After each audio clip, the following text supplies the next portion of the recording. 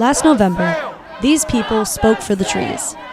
They rallied, they shouted, and they marched all through the forest. 3 months later, the forest is silent. But up in Indianapolis, the Indiana Forest Alliance is still shouting, and they're not planning to stop anytime soon. This time, they're shouting at the Statehouse.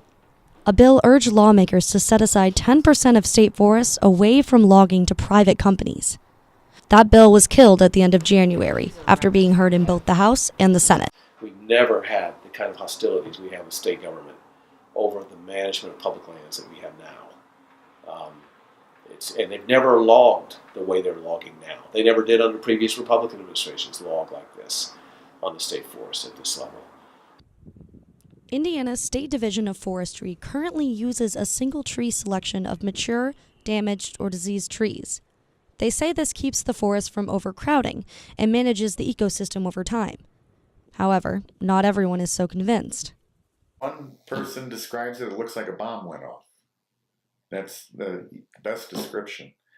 You know, they talk about selective harvesting, but what they don't talk about is afterwards they do timber stand improvement, in which they come in and remove all the understory around the trees that are left.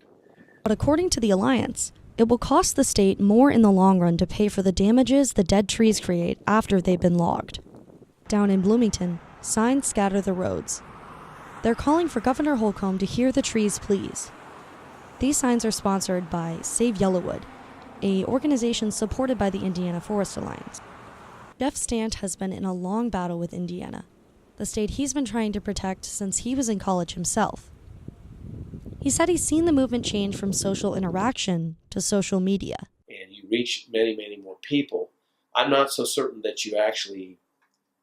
it's really that much more effective. I mean, what you have to do in any kind of movement is build relationships with people.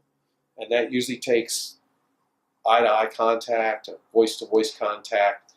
I mean, maybe I'm a bit old-fashioned or traditionalist that way, but to me, nothing makes up for that kind of organizing and outreach. Though their efforts at the Statehouse in January didn't succeed, the group isn't giving up, and they're holding tight to their message.